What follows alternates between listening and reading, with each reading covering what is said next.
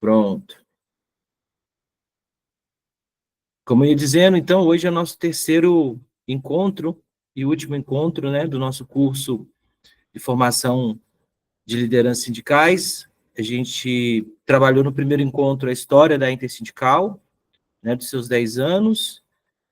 Falamos no segundo encontro sobre concepção sindical, que é algo importante para a nossa para nossa forma de agir, né, de ver, de enxergar o movimento sindical. E hoje é a parte que a gente fala sobre os desafios estratégicos da intersindical, que é um pouco o que a gente defende, né, para a sociedade, que a gente acha que deve melhorar para que os trabalhadores consigam ter uma melhor condição de vida, melhor qualidade de vida, menos desigualdade, menos exploração, né? Então, nós temos 10 desafios que estão colocados aí na nossa cartilha lá, que tá com vocês aí, digital. Aqui tá falando cada um deles, né? E eu vou aqui fazer um resumo para vocês, para a gente partir para os nossos famosos trabalho em grupo. Todo mundo aí gosta de trabalho em grupo? Gosta, né? Porque é uma oportunidade de falar um pouco mais, né? Então, vou estar falando um pouquinho sobre eles. Eu vou compartilhar uma outra tela, que eu tenho um resuminho, para a gente não tomar muito tempo.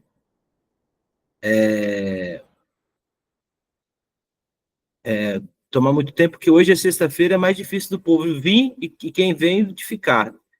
Então, a gente prefere ser mais sintético para conseguir garantir aí a participação de todas e todos, né? Opa, opa, começou a sair um áudio aqui para mim. Pois bem, gente, então, que desafios estratégicos a Intersindical tem, né? O que a gente defende atualmente, qual é a centralidade da nossa luta, né, no movimento sindical, né? A primeira coisa é entender que são muito mais do que 10. Nós elegemos aqui os 10 principais, né, na atualidade, mas são muitos outros, né, que a gente tem, e a gente sempre tem de escolher qual que é a prioridade de luta, né? Então, a gente tem aqui os 10 principais desafios, né, que vão estar relacionados a um conjunto de pautas que vocês vão se identificar aí, tá certo? Então, eu vou ir apresentando, ver se sai para todo mundo. Então, são 10 desafios. Então, nós temos o fortalecimento do movimento sindical e da pauta do trabalho, o direito dos trabalhadores autônomos e terceirizados, regulamentação do trabalho por aplicativo, promoção dos direitos para as mulheres trabalhadoras, reforma agrária e agroecologia, melhoria da qualidade de empregos do Brasil, valorização das servidoras e dos servidores públicos, reindustrialização e desenvolvimento sustentável, estatização do sistema financeiro e juros baixos, e defesa da democracia e luta contra a extrema-direita. Então, isso vamos dizer assim, a pauta principal, geral, que nós temos. Claro que dentro delas, nós temos várias outras pautas, né, que estão incorporadas nesses conjuntos, né, nesses 10 conjuntos de pautas, e a gente vai falar um pouquinho sobre eles agora, e o nosso trabalho de grupo de hoje será dividir, né, os participantes aqui em um grupo, e o grupo discute aquela pauta específica, tá certo? Então, essa é a nossa dinâmica para hoje, depois apresenta como a gente tem feito, né? Então, eu faço uma parte, vocês fazem a outra parte da formação. É assim que a gente vai aprendendo, vai somando conhecimento, né? Certo? Então, vamos lá. Nós estamos falando desses 10 desafios, vamos falar um pouquinho de cada um deles. Esse desafio de fortalecimento do movimento sindical e da pauta do trabalho. Então, nós temos aqui 3 pontos principais do fortalecimento do sindicato. Aí eu vou falar primeiro o seguinte, o movimento sindical, gente, sempre foi atacado pelos patrões, pela mídia, né, por governos de direita. Então, o movimento sindical ele é atacado porque incomoda, porque luta por direitos, porque é necessário para a conquista de direitos. Então, a gente fala sempre que sem sindicatos não há democracia, nem direitos. E quem fala isso nem foi a gente, é o Papa Francisco que falou isso já. Né? Então, ter sindicatos fortes significa que as categorias e a classe trabalhadora como um todo vai ter direito à participação, a colocar suas demandas, suas propostas, a indicar o rumo que deve ser tomado na pauta do trabalho, e com isso garantir que a maior parte da população, que é trabalhadora, tenha voz.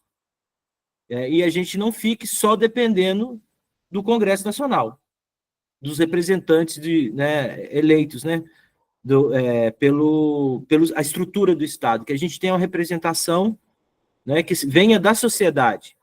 Então, o sindicato é essa representação da sociedade. A maior parte da sociedade é feita de quem trabalha, né, em diferentes ramos. Então, para uma sociedade democrática, a gente vai falar um pouco mais disso também no último ponto, o último desafio aqui, ela é uma sociedade onde tem sindicatos fortes, né? O outro ponto é a valorização das negociações coletivas e autonomia sindical. Né? Isso é um ponto importante para os sindicalistas entenderem, né? O que está em jogo, né? O que se pretende, o que os patrões pretendem, o que foi a tentativa, né, da reforma trabalhista, né, a proposta da reforma trabalhista, que não tenha mais negociação coletiva. É que o trabalhador chegue lá e negocie diretamente com o patrão, sem representação do sindicato. Você imagina? Alguém lá, um servidor público, uma servidora pública, vai negociar ele sozinho, direto lá com o prefeito? Ou um trabalhador de aplicativo, ele vai negociar lá com a Uber? Um trabalhador só? Ou um sujeito da indústria química vai chegar para o dono da empresa e vai negociar? É muito... Né? Significa que ele vai perder sempre, porque vai estar um RH lá qualquer da empresa e vai falar, se você não está contente, você pode sair. Né? Então, essa é a realidade. Então, quem trabalha sabe que isso é uma ilusão, mas é uma ilusão que pegou muitas pessoas, né? E que a gente tem que fortalecer que não, os sindicatos são os agentes de negociação coletiva. Os sindicatos representam aquela categoria e a categoria somada, suas pautas todas, tem o sindicato como voz e como forma de organização. Porque quando a gente está todo mundo junto no sindicato, a gente tem mais poder, mais pressão e consegue fazer uma negociação no nível mais elevado. Tá certo? Então, isso é fundamental para nós. O movimento sindical precisa ser valorizado nas suas negociações coletivas, né? Precisa ser essa entidade que, de fato, é respeitada e é entendida como quem representa a categoria. Né? Então, isso é um aspecto muito importante para nós. E para isso, claro, a gente tem de aprender a fazer negociação coletiva, tem de melhorar a nossa forma de mobilização, etc. Inclusive, isso aqui pode ser tema para próximos cursos, não tem agora, mas próximos cursos aí da Intersindical durante o ano, a gente pode, se tiver a demanda, a gente pode, inclusive, fazer um curso de negociação coletiva. Então, essa a nossa perspectiva, né? E dentro desse ponto, a autonomia sindical, né? Que a gente já falou, né? Só retomar aqui que o sindicato tem de ser um sindicato independente. Então, dependente de patrão, dependente de partido político, do Estado, do governo, para que ele possa ser essa voz mesmo nas negociações e nas lutas, né? Então, isso é um ponto que a gente precisa reforçar muito dentro do movimento sindical, é um desafio importante para nós. E a outra ponta aqui é articular as pautas do trabalho às questões sociais, né? O movimento sindical, nós defendemos dentro do movimento sindical, a nossa concepção, né, é que a pauta do trabalho ela é muito ampla, ela também tem a moradia, tem a creche, tem o transporte, tem vários outros pontos que estão dentro da pauta do trabalho. Se hoje milhões, eu estou em São Paulo tem 7 milhões de pessoas, né? A questão do transporte é uma questão do trabalho, gente, porque todo mundo sai de casa todo dia e volta, é porque está trabalhando. Então, a pauta do transporte é a pauta do trabalho, né? A casa é a pauta do trabalho, como a gente conversou anteriormente, porque é onde o trabalhador vive, o trabalhador precisa se proteger, ter dignidade, um lugar para descansar, para ter sua família. E é o lugar que é negado, com esses salários baixos que tem, né? Então, a gente precisa fazer essa junção entre o que a sociedade, né, como um todo, quando é pensada sem o trabalho, requer, e aquilo que só nós, que somos do movimento sindical e popular, somos capazes de entender e explicar para o povo. Olha, o sindicato está defendendo um transporte melhor para você, o sindicato está defendendo melhores condições de moradia para você, melhores condições de trabalho, melhores condições na educação. Então, isso é essa articulação que a gente acha que vai tirar os sindicatos do certo isolamento e vai defender os sindicatos. Porque se o sindicato ficar só preso na categoria ali, vai ter essa visão que a maior parte das pessoas tem sobre o sindicato, né? Que o sindicato não serve para nada, etc.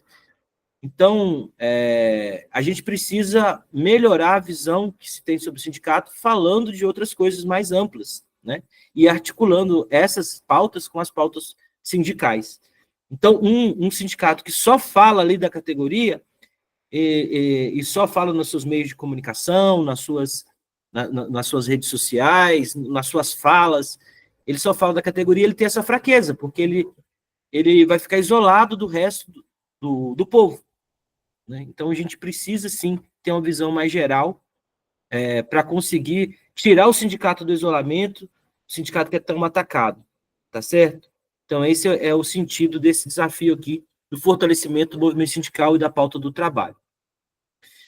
Beleza? Bem resumido mesmo, para a gente aprofundar depois. Agora, a gente vai para o segundo desafio, que é direito dos trabalhadores autônomos e terceirizados, né? Então, o que a gente defende? A gente defende garantir direitos e proteção social. Hoje, né, os trabalhadores autônomos, aqueles que por conta própria, o camelô, quem presta serviço numa obra, é quem, às vezes, é um cabeleireiro, uma cabeleireira, alguém que vende alguma coisa, presta algum serviço, tem pouquíssima proteção social, né? Então, só se ele tem ali um CNPJ, que é um PJ, ele consegue ali, se ele uma parcela pequena, mas consegue ele pagar uma aposentadoria mínima. Mas ainda é muito pouco, né? Ainda é muito pouco, porque grande parte desses setores autônomos são informais, ou seja, eles não têm nem CNPJ. Eles fazem um trabalho na rua, ele não tem CNPJ. Então, a gente precisa lutar para garantir, né, que essa parcela, que é uma parcela gigante da classe trabalhadora, né, praticamente a metade da classe trabalhadora no Brasil, um pouco mais, ela está numa situação de trabalhador autônomo, seja ele com algum nível de formalidade, seja ele informal completamente, sem CNPJ, sem nada. O cara, às vezes, não tem nem conta no banco, né? Então, é uma pauta importante para nós. A pauta da regulamentação do trabalho autônomo, isso também vem nessa mesma perspectiva de garantir. E aí, em especial, gente, nós temos na Intersindical trabalhadores ambulantes, esses que trabalham vendendo coisas na rua, fruta, mercadoria, né? E esses trabalhadores sofrem muito, né, com a repressão das prefeituras, toma mercadoria, né, destrói mercadoria. Então, a gente precisa lutar, tanto nacionalmente como em cada cidade, para que tenha regulamentação do trabalho autônomo, uma espécie de código, né, de CLT, do trabalho autônomo, para que a gente consiga dar garantia de sobrevivência para essas pessoas. Porque aqui em São Paulo mesmo é brutal a repressão. Esse pessoal apanha na rua, né? Então toma mercadoria, é uma coisa muito, muito triste, muito arbitrária. Então a gente precisa, e é uma parcela gigante da população, né? Então é uma pauta que a gente defende muito. Entendendo, né, que os trabalhadores autônomos, eles têm dificuldade de organização, né? Não é fácil. Muitos deles não têm a concepção do sindicato, não conhece o sindicato, não conhece, fala mal do sindicato. A gente tem que ter paciência, tem de perseverar, muito contato, conversar, para que a gente consiga mudar essa visão que tem sobre o sindicato. Mas é importantíssimo, né, que a gente consiga regularizar o trabalhador autônomo para ele ter direito, proteção social, etc. E na outra ponta disso, os terceirizados, gente, que são trabalhadores formais, que estão empregados numa empresa que presta serviço a outras empresas, né? E outras empresas ou governos. Então, geralmente, são aqueles serviços de segurança, porteiro, civis gerais, né? Pelo menos era isso até há pouco tempo. Aí, com a reforma trabalhista, isso ampliou, com a terceirização restrita. Então, se tem hoje trabalhadores terceirizados, inclusive, a Lena está falando aí que a Fortaleza, o Rapa, toca o terror. É isso mesmo, aqui em São Paulo também. Acho que toda a capital, essa realidade é muito forte, né? Mas essa questão dos trabalhadores terceirizados é fundamental para que a gente primeiro... eu falava, e os terceirizados começaram a fazer a atividade principal, preponderante das empresas. Então, antes, trabalhador, uma empresa terceirizada que entra numa metalúrgica, por exemplo, não podia fazer serviço de ferramenteiro, de soldagem, soldador, etc. Hoje pode fazer tudo.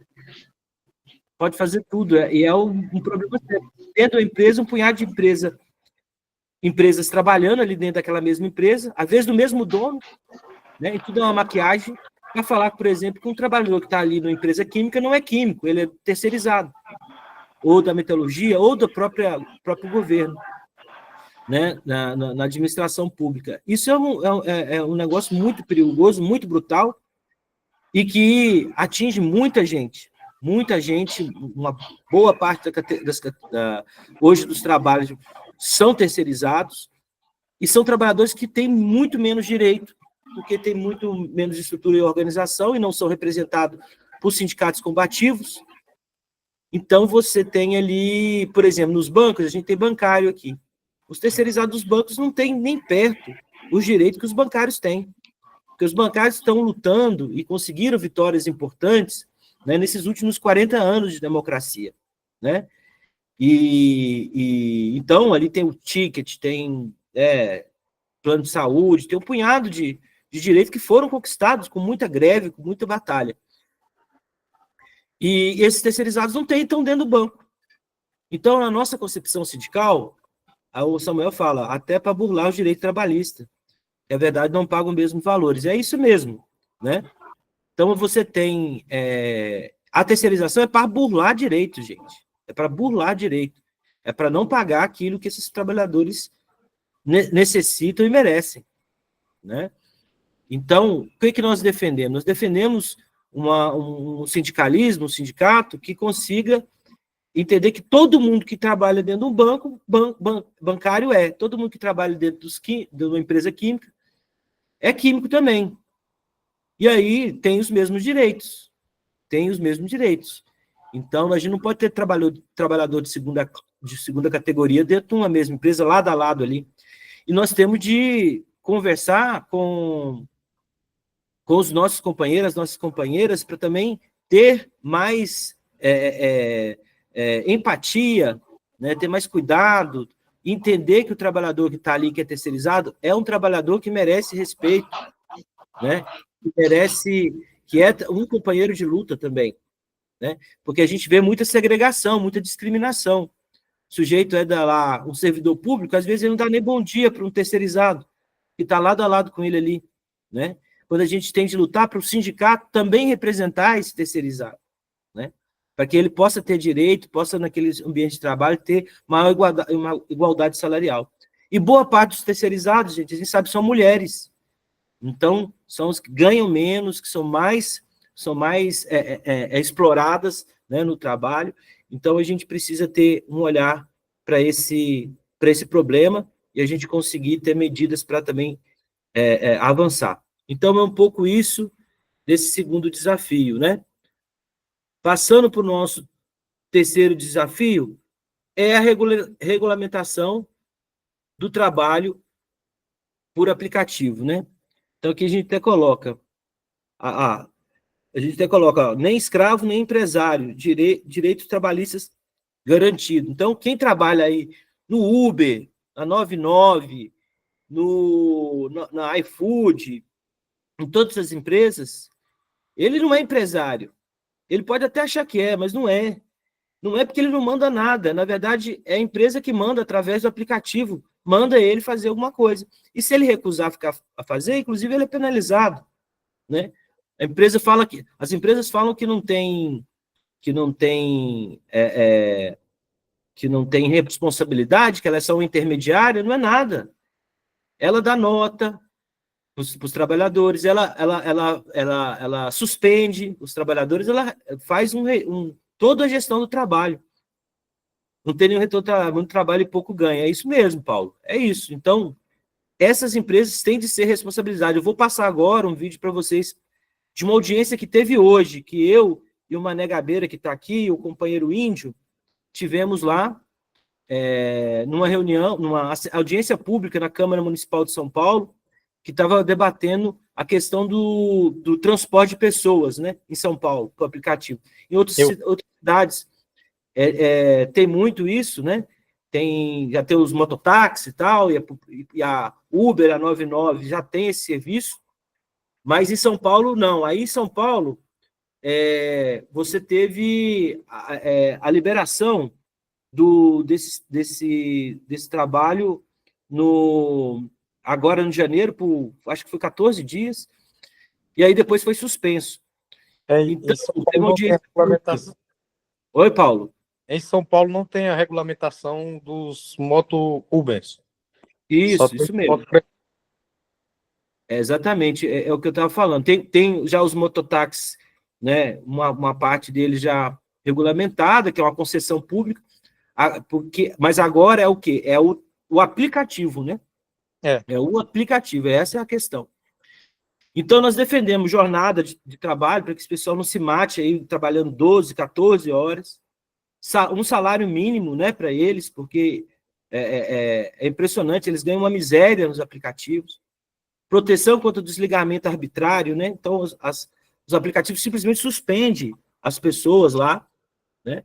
Então, essa é uma luta extremamente importante para nós e que a gente necessita, né? E a regulamentação do trabalho por plataforma. Por quê? As empresas falam que elas não são empresas de transporte, então elas não se sujeitam às leis da empresa de transporte, como uma empresa, por exemplo, que faz o ônibus, né, público, né, que faz o transporte público nas cidades, ela é uma concessão, ela tem de pagar imposto sobre isso, ela tem de ter uma série de licenças para poder trabalhar, e essas empresas que são donas dos aplicativos falam que não, elas são empresas de tecnologia, elas não são empresas de transporte, que é uma mentira. A iFood fala que ela não é uma empresa de entrega, ela é um aplicativo, né? Então, e essa é mentira. Então, o enquadramento, né, de atividade dessas empresas tem de mudar. Elas não são empresas de tecnologia, elas são empresas de logística, de transporte de pessoas e de mercadorias. E elas têm de se sujeitar à regulamentação dessas, que está na lei brasileira já, né? Elas estão burlando. Então, eu vou passar para vocês aqui agora, rapidinho nesse ponto, um videozinho da fala do companheiro índio, né, que foi secretário-geral da Intersindical, hoje é da nossa direção, e ele fez uma fala muito boa na audiência pública, é rapidinho, e ele explica bem essa questão do transporte de pessoas por moto, né? Vou passar para vocês aqui agora.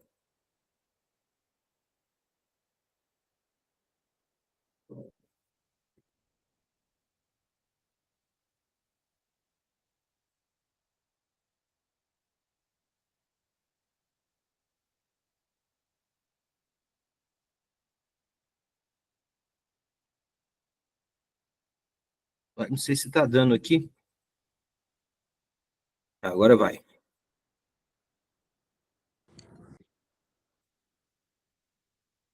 Pela coragem e pelo compromisso com os trabalhadores no Brasil por convocar essa audiência pública. Cumprimentar especialmente os trabalhadores, as trabalhadoras que arriscam suas vidas para garantir o deslocamento na cidade, mas para garantir fundamentalmente a alimentação e o ganho na mesa dos filhos.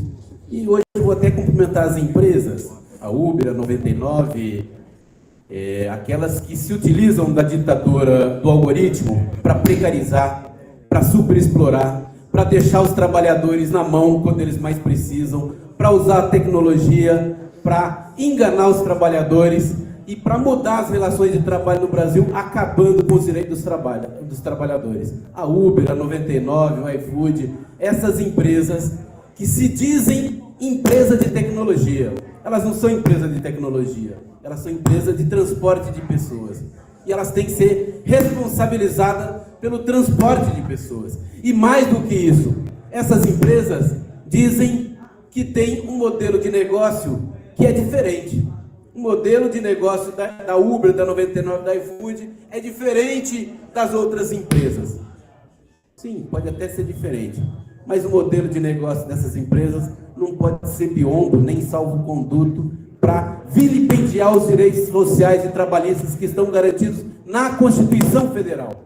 Essas empresas têm que respeitar os trabalhadores, têm que respeitar o motoqueiro, têm que respeitar o motorista, têm que respeitar o Brasil.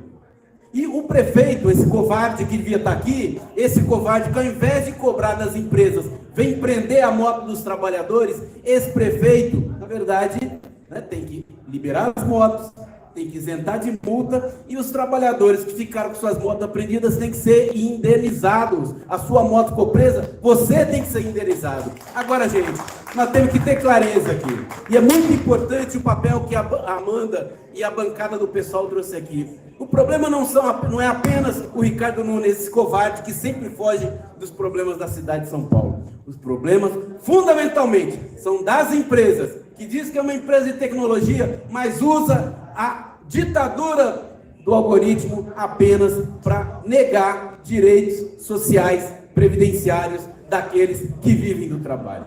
Muitos que dirigem uma moto, que dirigem um carro mediado por aplicativo, dizem e querem ser autônomos. Quem não quer ser autônomo? Quem é que quer se submeter e se subordinar a uma empresa bilionária que tudo faz para aumentar o lucro bilionário dos já bilionários acionistas, mas não faz nada para atender os direitos dos trabalhadores? Quem é que não quer ser autônomo nesse país? Quem é que gosta da subordinação? A subordinação do trabalho é uma das relações mais autoritárias da sociedade. Então ninguém quer subordinação. É legítimo não querer ser subordinação. É legítimo querer ser autônomo. Mas para ser autônomo, tem que ser autônomo. Autônomo não é apenas aquela pessoa que pode escolher se ele vai trabalhar quantas horas por dia. Autônomo é quem define essa remuneração. Autônomo é quem define se quer ou não levar esse passageiro. Autônomo não pode ser punido pelos aplicativos, pelas empresas proprietárias de aplicativos, porque a Uber não é um aplicativo, assim como a Ford não é uma empresa de roda, mesmo aqueles que inventaram a roda, que inventaram a máquina a vapor, que inventaram a máquina elétrica, a Uber, a 99 e o iFood usam de um aplicativo para precarizar, para reduzir direitos, para vilipendiar o direito dos trabalhadores e para desrespeitar o povo brasileiro. É preciso regulamentar esse serviço, porque o território da desregulamentação é o território do vale tudo, do mais forte quanto mais fraco. E o mais forte nessa história são as empresas, que dizem que você é parceiro, empreendedor de si mesmo, empresário de si mesmo. É uma relação comercial, quando na verdade é uma relação de trabalho, e essa relação de trabalho tem que garantir direitos, fiscalização, política pública, papel do MPT, papel da Justiça do Trabalho, papel do Ministério do Trabalho, papel da Câmara Municipal, papel da Prefeitura de São Paulo. Tem que se submeter ao Estado brasileiro, que isso aqui é um país, não é uma república de bananas. 99, Uber, iFood, respeite o povo brasileiro, regulamente o serviço e garanta direitos trabalho digno e dignidade da pessoa humana. Porque, gente, é para ser feliz, não é para morrer de fome nem no trânsito. E acidente de trânsito com vocês não é acidente de trânsito, é acidente de trabalho.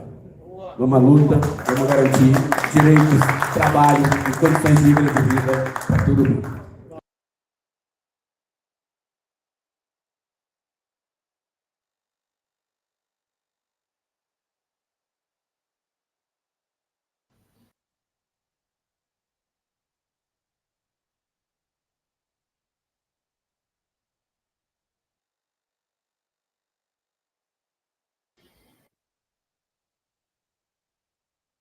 Bem, pessoal,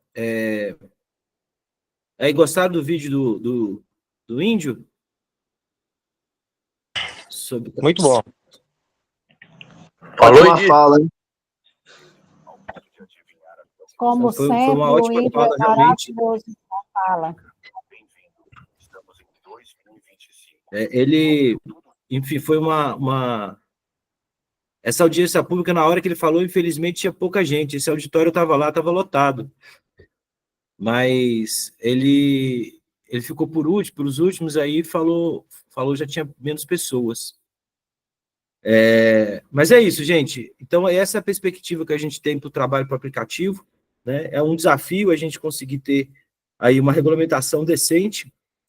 As empresas têm muita força mesmo, tem muito lobby no Congresso no Congresso Nacional, então é fundamental a gente estar aí aberto, ser solidário com esses trabalhadores, ajudar a organizar esses trabalhadores.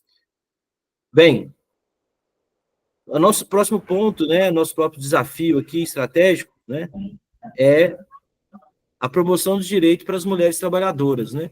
Ô, Pedro, Então, oi, Zé. posso falar? Essa fala do índio já está no site da Inter?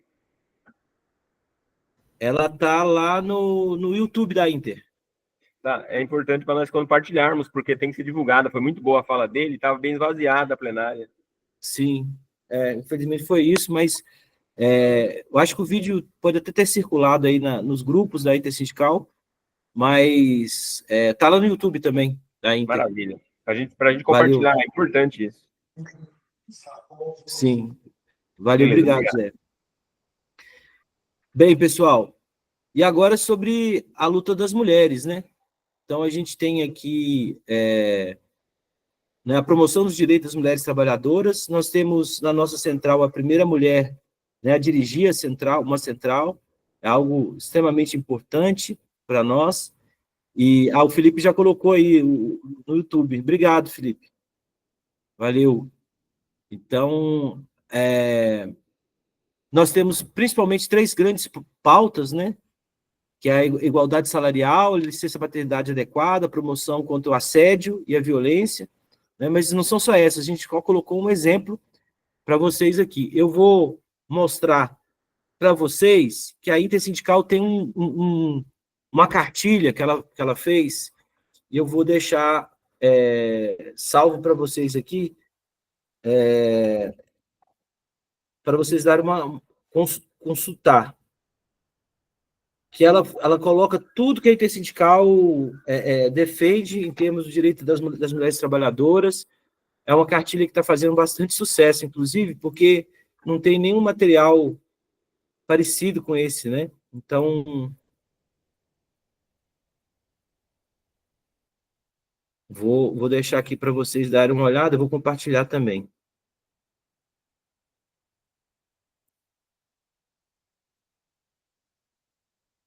Gente, eu demoro um pouquinho aqui, porque eu tenho de compartilhar o site. Eu tenho que fazer toda a movimentação aqui para conseguir compartilhar.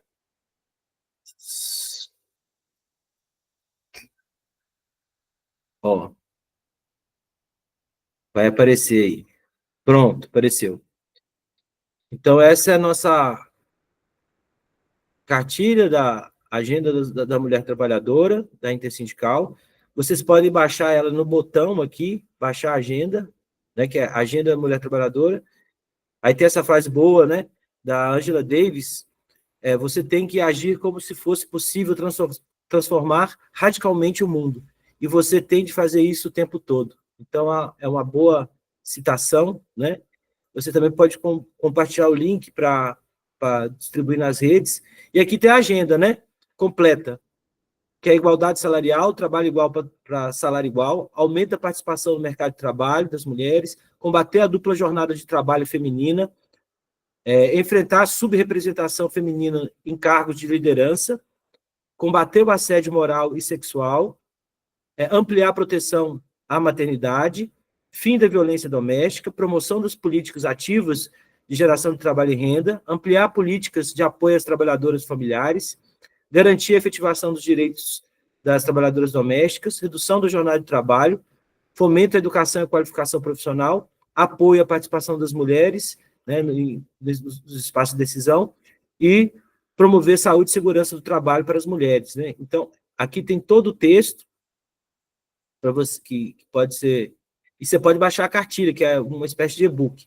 Aqui também você pode clicar em um desses pontos, que aí vem o ponto aqui, ó, é bem tecnológico mesmo, ó. Se clicou, aparece aqui, ó, igualdade salarial, trabalho igual, e explica, né? A pauta, fala o que precisa, o que está em tramitação, quais que são os projetos, né? Qual a convenção da OIT que precisa ser regulamentada. Então, você clicando, você consegue ver cada pontinho desse. A gente não tem tempo, isso aqui é só deveria ter um curso só para isso, né? Aumenta a participação no mercado de trabalho, aí você vem com todas as pautas, e por aí vai, tá certo? Então, eu sugiro vocês a entrar nesse site aqui, nessa página da Intersindical, e conseguir e baixar essa cartilha, distribuir, difundir essa cartilha, que é extremamente importante. Felipe tá ligeiro aí, eu colei, ele já foi, já pegou lá, maravilha. Obrigado, Felipe. Opa, compartilhei errado. Vou compartilhar aqui.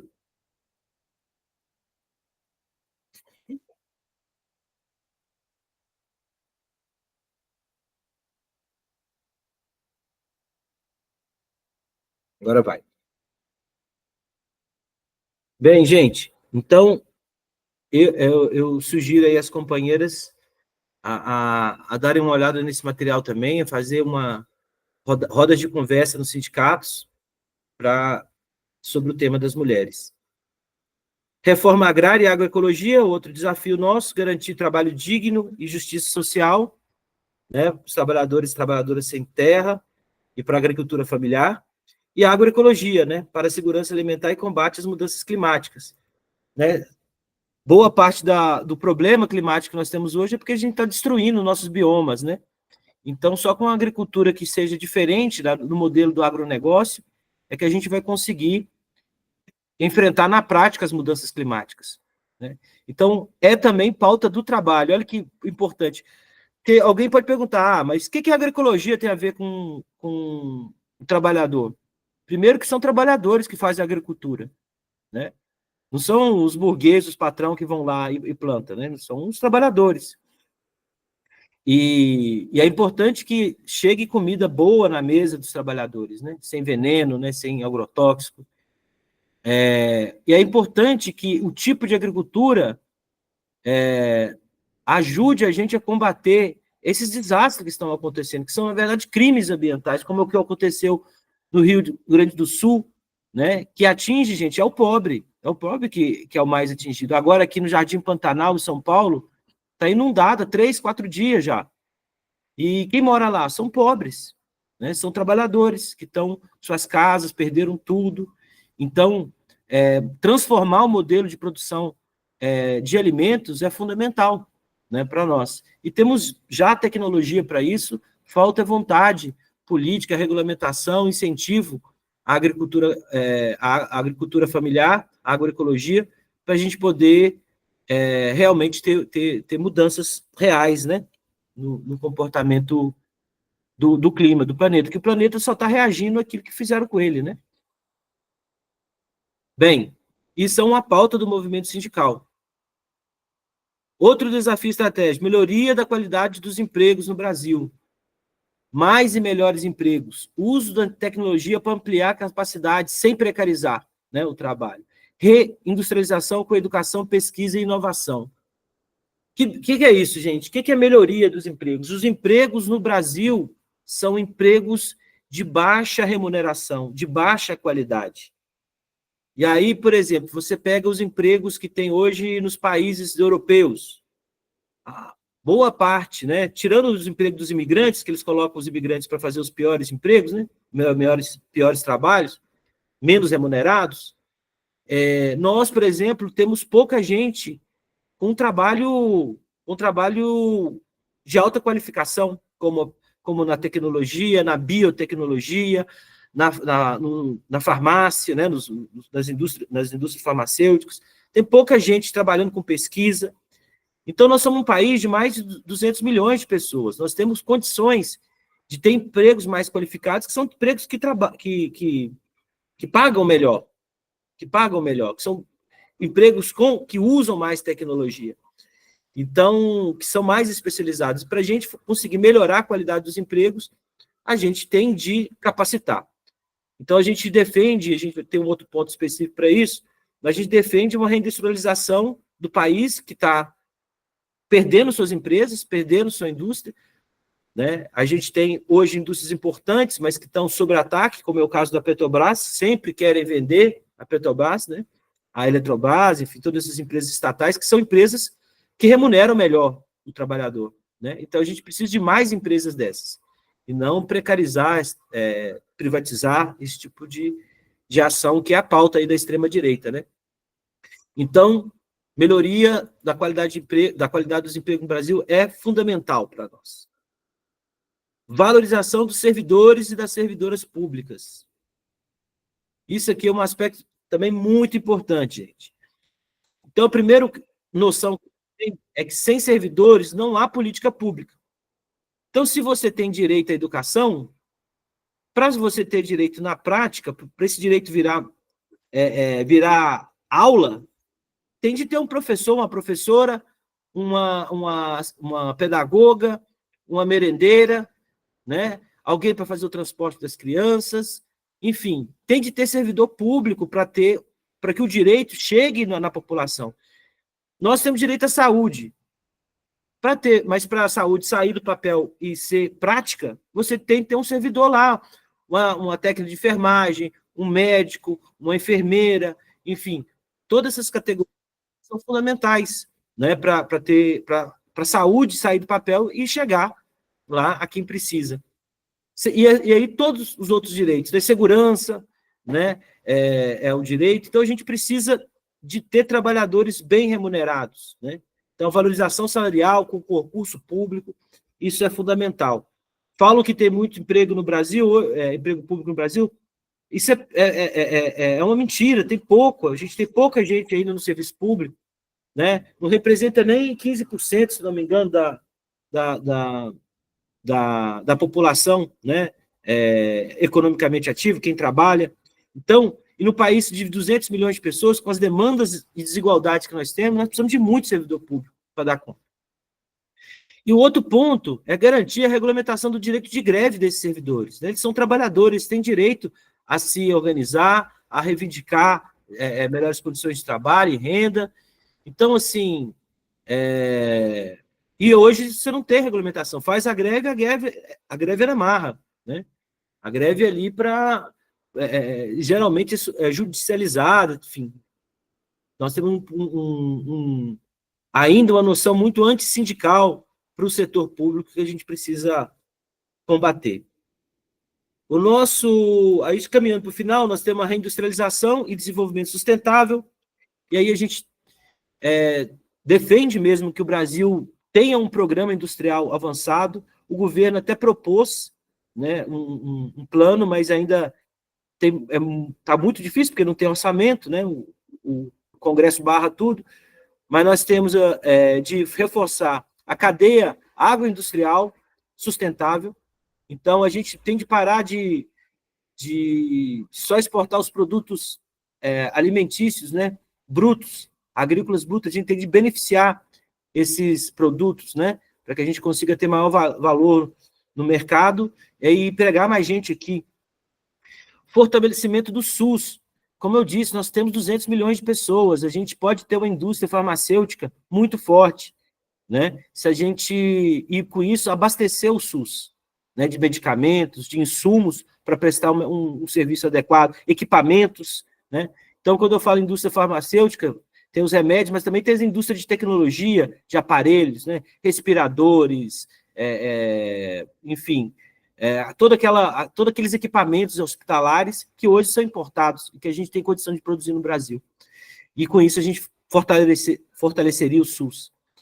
Outro ponto, infraestrutura urbana, urbanismo. Precisa de ter vias melhores, estradas melhores, né? Ponte, viaduto, né? Casa, mais hospital, uma escola. Enfim, a infraestrutura urbana precisa entrar nesse processo de reindustrialização. Nós temos muitas cidades, nós podemos ter uma indústria aquecida na área de construção e construir e transformar nossas cidades em cidades melhores para se viver, para o povo trabalhador viver, que hoje é um inferno, né? Em boa parte das cidades, dos grandes centros urbanos, com enchente, com calor, com falta de área verde, com trânsito. Então, tudo isso a gente precisa enfrentar e a gente pode usar, né, a nossa indústria, a nossa construção, indústria de construção civil, para conseguir melhorar a vida da nossa cidade.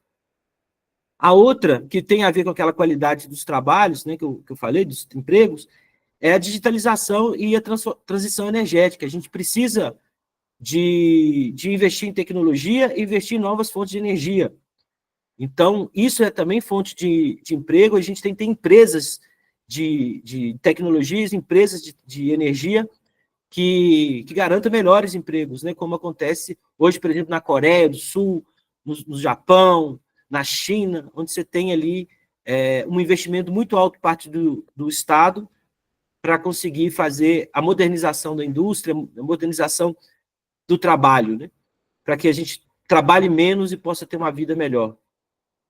E tem esse ponto das empresas públicas fortalecidas, que elas são um patrimônio do país, né? Então, a gente tem agora, né? Ontem a gente falou um pouco da privatização da Sabesp aqui em São Paulo, a privatização das empresas públicas de saneamento, de energia, né? E isso é muito ruim, isso quebra o sentido delas, que é prestar um serviço que é um direito. As pessoas têm direito a ter água, a ter energia, né? E essas empresas, só com empresas públicas que nós vamos ter um valor, né, desse serviço sendo um valor acessível para todo mundo.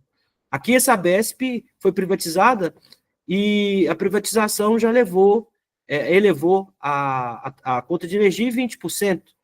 Então é um absurdo, né? O que acontece era uma empresa que dava lucro antes de ser privatizada, como o Mané Gabeiro outro dia falou para nós. Então, a gente precisa aqui ter um olhar e defender as empresas públicas. Isso é um desafio do movimento sindical. E tem a estatização do sistema financeiro e juros mais baixos. Eu não sei se o Mané está aqui. O Mané, você está online aqui? Ele estava nos acompanhando? Está sim, está online. Mané, você está nos ouvindo? Alô?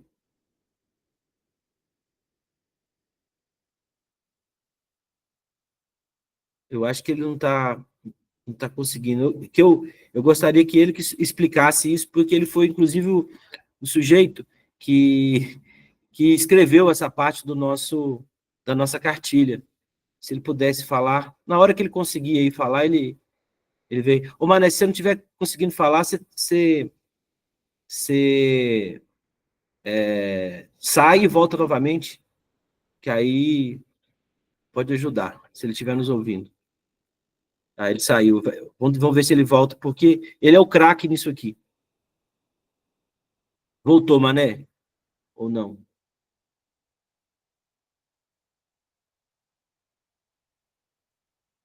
Ele não voltou ainda. Bem, eu vou passar para o outro ponto, vou ver se ele volta. Quando ele voltar, aí a gente explica melhor esse ponto. E o ponto que a gente fala da democracia é esse ponto, né, onde há extrema-direita, a democracia corre risco. Então, a gente falou um pouco sobre isso naquele vídeo que a gente teve, enfim. Tem um... Peraí, vou desativar o som aqui para nos ajudar. Isso. Nós temos aí a nossa democracia, que não está consolidada, como o Indy falou naquele vídeo que nós apresentamos no primeiro dia, e a gente precisa entender que a democracia... Não, aqui é o som. Tá ouvindo, Oi? Pedro? Agora Ô, ouviu, Mané, né? estou ouvindo. Isso. Você pode falar sobre os juros? Posso? E a estatização do sistema financeiro? Posso. Então, tá com a palavra. Tá bom. Não, cumprimentar aí todos os companheiros e sei que sexta-feira não é fácil fazer curso sexta-feira, mas o Pedro falou, o sistema financeiro, ele é um setor estratégico não só para os trabalhadores, mas para qualquer país. E aí o que eu posso dizer para vocês, isso que a gente conhece hoje como banco, principalmente os chamados bancos de varejo, esses bancos que têm muitas agências, todos esses bancos, eles conseguem captar nas agências o depósito à vista de todas as pessoas. Ao captar esse depósito à vista, o banco, mediante esses depósitos, ele começa a emprestar parte desse depósito a você que vai numa agência pedir um empréstimo. Então, na realidade, o banco ele é um criador de dinheiro. Então, ele começa a criar dinheiro e emprestar dinheiro à população. E, evidente, esses bancos, como eles são privados, a metade é privado e a metade é público. Por exemplo, você vai num banco privado, você tem dificuldade em financiar uma casa própria. Por quê? Porque é um empréstimo de longo prazo, é um empréstimo que tem muito risco. Você vai ver uns juros hoje, se você comparar numa casa própria, uns juros que você compra na Caixa Econômica Federal ou no Banco do Brasil é diferente de um banco público. Os juros do privado é maior. E, por esse papel estratégico do banco, seria importante que a gente mudasse essa lógica e fosse possível que, através do Congresso Nacional, através do governo, a gente começasse a discutir essas políticas financeiras que são implementadas para os bancos. Vocês aí, todos vocês, eu sei que vocês tem aí o cheque especial, o cartão de crédito. Os juros no Brasil, gente, são os maiores juros do mundo. Então, eu mesmo sou funcionário do Banco Itaú. Hoje saiu o balanço do Banco Itaú. O Banco Itaú ganhou, o ano passado, 40 bilhões de lucro. Então, é uma lucratividade, principalmente dos bancos privados, onde o banco... a cada 2 anos, 3 anos, ele duplica o seu patrimônio. Então, é uma coisa que a gente deveria questionar, a gente tem que questionar. E quando a gente diz que essa questão do sistema financeiro é um setor estratégico, tem que ser discutido com os governantes.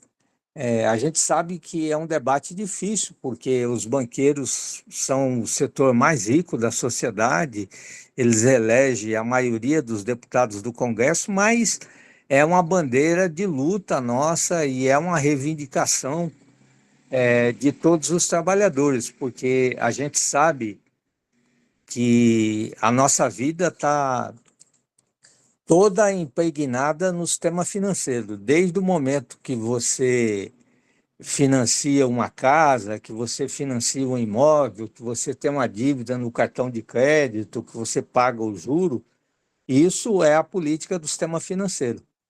Então, por isso, essa reivindicação nossa, né, Pedro, que é uma reivindicação que a gente sabe que ela é minoritária ainda na sociedade, mas é um debate que nós precisamos fazer com toda a população e com todo o usuário do sistema financeiro, que muitas vezes a pessoa não tem consciência que às vezes ele tira de 20 a 30% de tudo que ele ganha para repassar para o sistema financeiro. É isso, Pedro. Obrigado, Mané. Muito obrigado. Mané é bancário, entende muito desse assunto. É uma pessoa que pautou essa questão da estatização do banco. E aí todo mundo fala que é impossível, né? Mas hoje os países que crescem é porque tem bancos públicos fortes, né?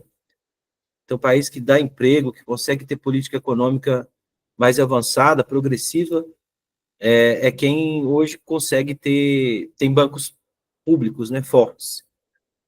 Bem, e aqui a gente passa para o nosso debate sobre a democracia, né? Então, a tentativa de golpe, né, enfim, que teve, né, o Bolsonaro, a extrema-direita, a ditadura militar, puxando aí a ditadura militar, acampamento nas, na porta de quartel, a tentativa lá do 8 de janeiro, tudo isso faz parte de um setor, né, da política brasileira que está forte e que segue ameaçando a democracia. Então, nós, do movimento sindical, nós precisamos ter unidade com os movimentos sociais para resistir, né, na resistência e na defesa da democracia. Então, essa tem que ser uma pauta, a gente tem que conversar muito com os trabalhadores, a gente sabe que parte da nossa base ainda não compreende essa reivindicação, essa pauta, mas que a gente precisa, de fato, sempre manter, porque seguimos, né, com a extrema-direita muito agressiva, muito determinada com o fechamento do regime, e a gente entende que é papel dos sindicatos atuar no sentido contrário, né, no sentido de garantir a democracia, garantir que as pessoas têm direito à voz, têm direito ao voto, a se manifestar, né? Essa época de cala a boca não dá mais. Nós já vivemos isso no passado, foi extremamente prejudicial para os trabalhadores, muita gente morreu, e a gente não quer que essa página volte. Então, por isso, esse é um ponto também que é fundamental para nós. Pessoal, então é isso, falamos demais, já são 8h10. Vamos, então, garantir aqui agora, parar de apresentar, vamos garantir agora o nosso trabalho em grupo, né? Nessa segunda hora aqui, a gente faz a nossa meia horinha de trabalho em grupo, para que a gente possa conversar um pouco sobre essa pauta. Então, vocês vão ler esse material que está disponível aí, né, para vocês. Eu vou fazer aqui uma alteração, vamos dividir, vai ficar duplas, né? Porque são 10 desafios, então a gente vai ter de dividir em duplas para pegar cada um deles. E aí, na apresentação, vou pedir para vocês também serem bem rápidos, né? Para a gente conseguir que todo mundo fale e a gente terminar no tempo, tá bom? Então, vou dividir aqui as salas agora. Vocês leem aí no material. Vou até aqui já compartilhar de novo o link do material. Opa, nesse não, desse é das mulheres, espera aí. O link do material. Cada grupo, aí o grupo 1 é o desafio 1 até o 10, certo? Então, é nesse link que eu mandei aí agora no chat, e aí vocês fazem a apresentação. Alguma pergunta, gente? No momento, não. Beleza. Vamos fazer, então... Acho que como o pessoal saiu aqui agora, então vamos fazer só de uma parte. Vamos fazer